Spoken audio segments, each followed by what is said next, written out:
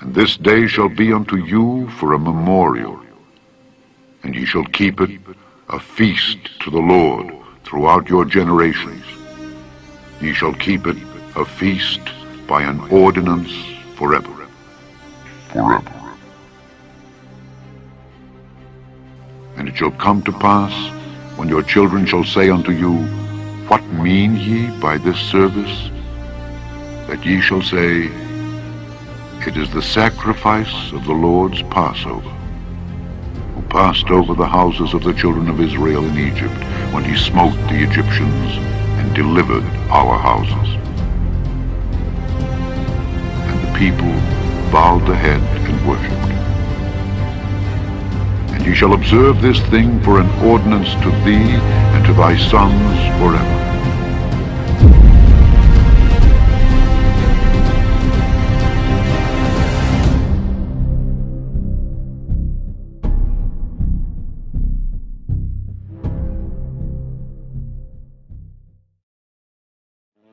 Preparing for the Passover is a privilege and an honor. It's something that we look forward to every single year. The gathering together, the songs, the solemn feasts, and the memorial of this wonderful event. But the food is very, very symbolic and very important. There are 4 things that must be kept during the Passover, and that is the bitter herbs, the unleavened bread, preparing the lamb, and the grape wine. In this presentation, I will walk you through each segment and show you how to prepare each one. Let us begin.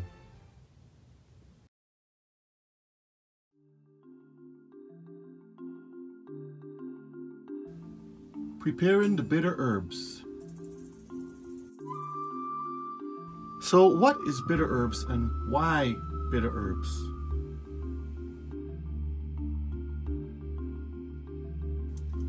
So besides the good nutrition that you would get from bitter herbs, such as appetite stimulation, release of digestive enzymes from the pancreas, duodenum and liver, stimulation of the smooth muscles and aid the liver in detoxification while increasing the flow of bile,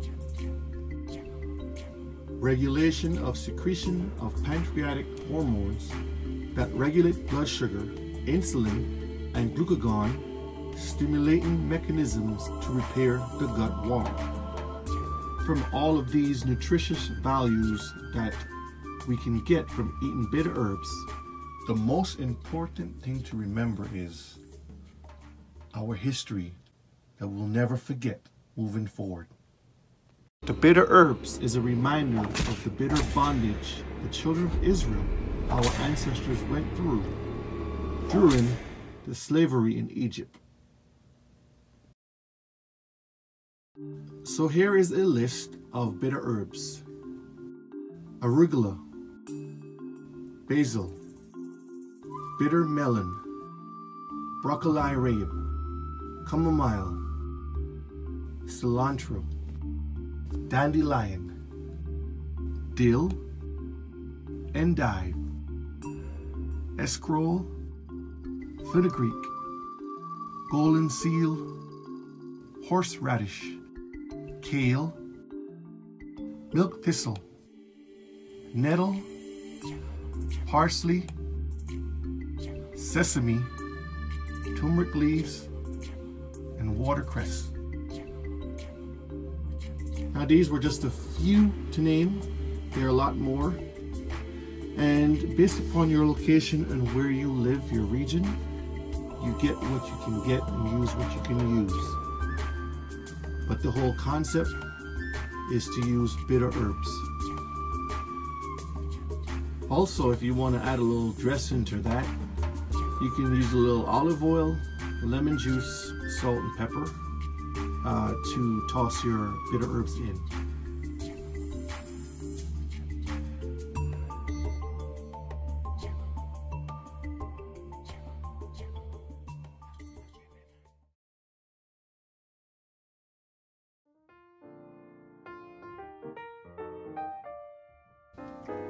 Making the Passover bread or the unleavened bread is very simple, and I will show you simple steps on how to make it from scratch.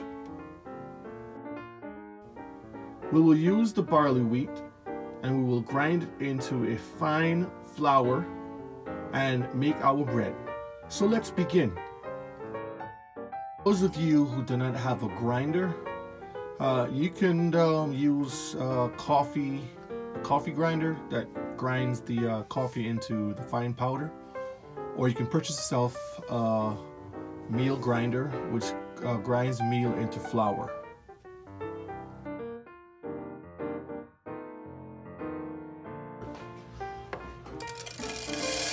So here I will put my whole barley into the grinder, and I will manually crank it and meal this into fine flour.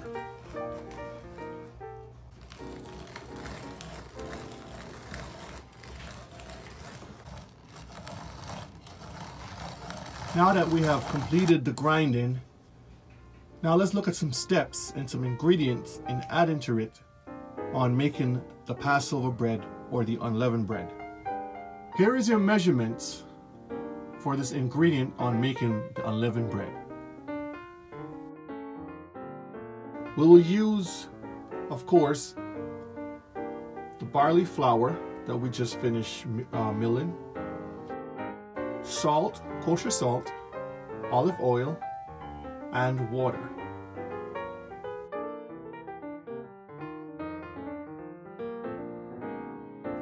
Now let's put it all together and make us a wonderful ball of dough.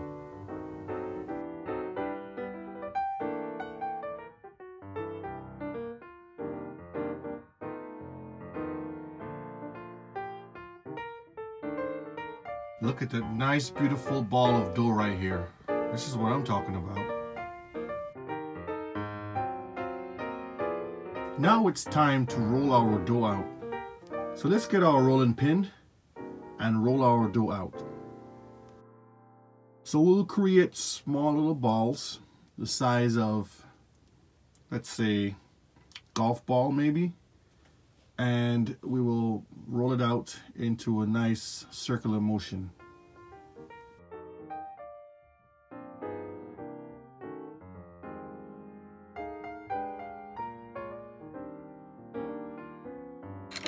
You can get a pizza cutter and you can shape it into a nice circle if your dough didn't come out nice and even.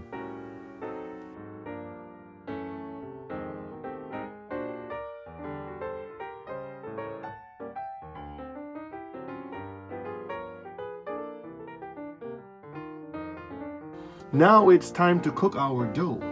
So we'll have our pan preheated already.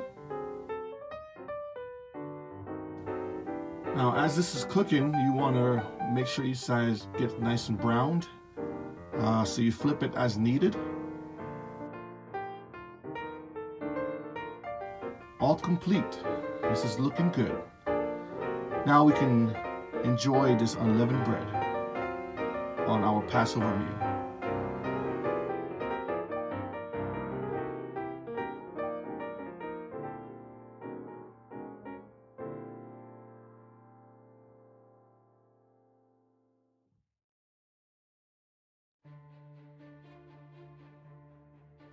Preparing the Passover lamb.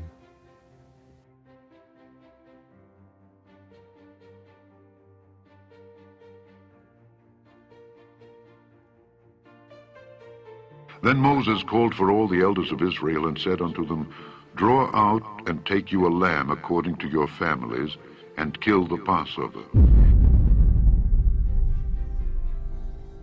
Now when selecting your lamb, you typically would get a lamb that would feed the family that you have.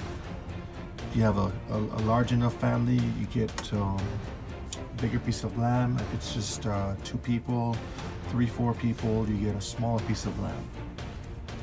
Basically, according to the number of your household is the amount of lamb you will get. Again, not everyone can afford a whole lamb. and again, it's based upon the size of your family. So in this case, we will get a smaller piece, as you see right here. Next step is to wash your lamb and wash it very, very, very good. Take out all the impurities and unwanted blood, fat, and everything that you don't want on your lamb. Once you're ready to cook your lamb and roast it, you can season it with, of course, salt, pepper, and any type of herbs that you want. But it's best to keep it simple as possible. Now it's time to cook the lamb. Here is a chart for temperature when you're cooking your meats. In this case, you'll be using the meat instead of fish and poultry. You're cooking lamb, which is considered meat, and it has to be internal temperature of 160 degrees for it to be considered finished.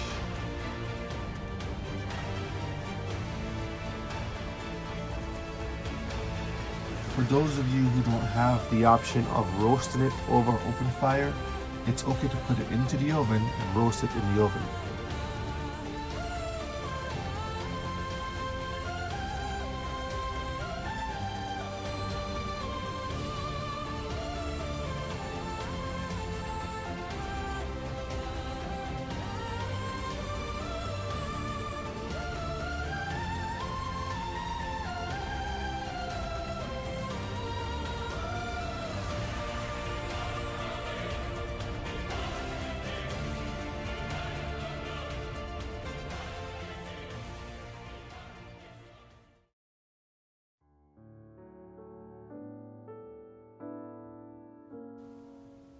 A lot of us have questions when it comes to making the Passover wine.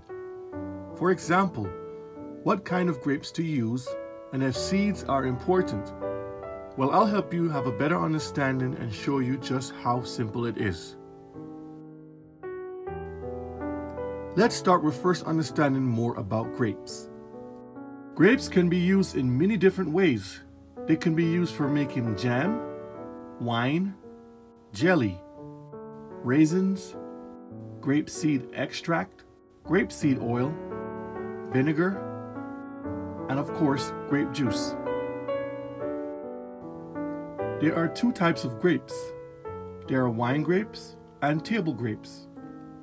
Table grapes are typically larger and sweeter than wine grapes.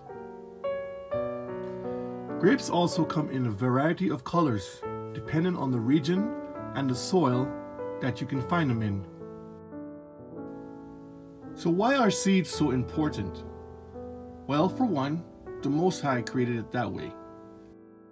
And God said, Behold, I have given you every herb bearing seed which is upon the face of all the earth, and every tree in the which is the fruit of a tree yielding seed. To you it shall be for meat. And for two, it has a whole lot of nutrients that our body needs. Let's look at a few.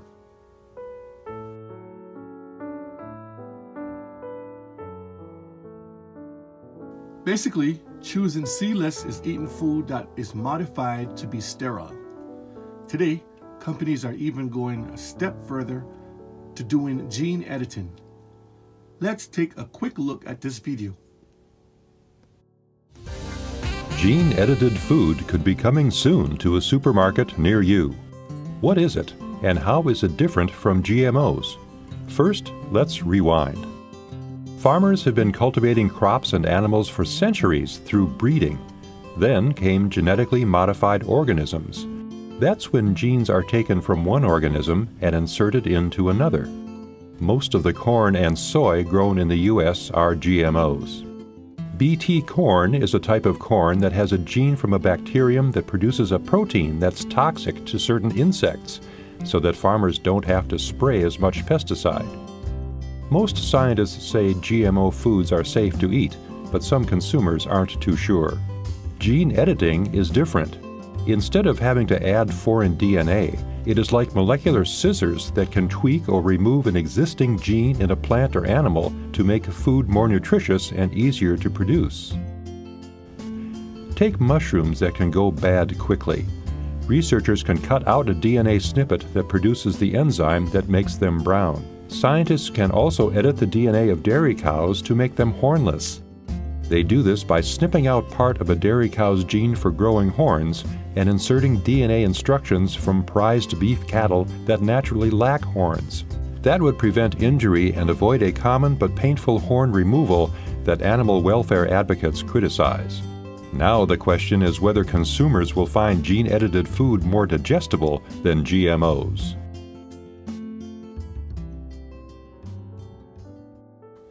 Now, after all this information on grapes and grape seeds, let's dive right in and make us some wine from the vine. Select the type of grapes you want to use. In this case, I prefer to use the red globe grapes with seeds. Step number 2. Soak your grapes, wash them with soap, and rinse them off thoroughly.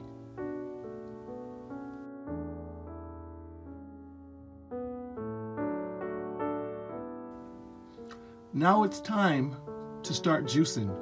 Now you can use any type of juicer you want or a blender. However, a juicer works much better than a blender.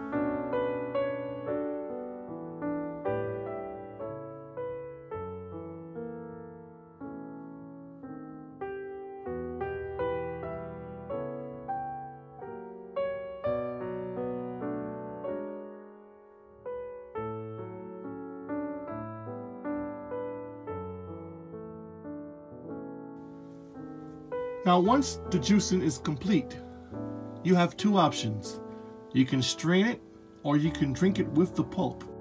Straining it will take out the pulp and any unwanted chunks. Most important factor in this, do not add water. For adding water will take away from its pureness, and we are required to drink it in its pureness.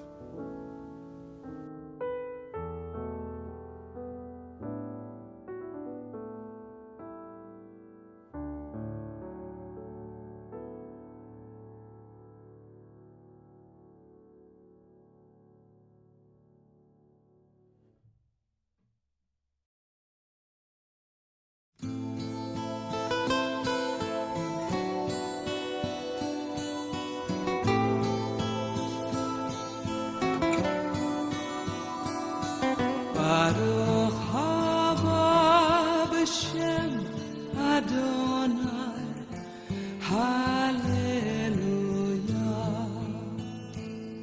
Baruch haba b'shem Adonai, Hallelujah.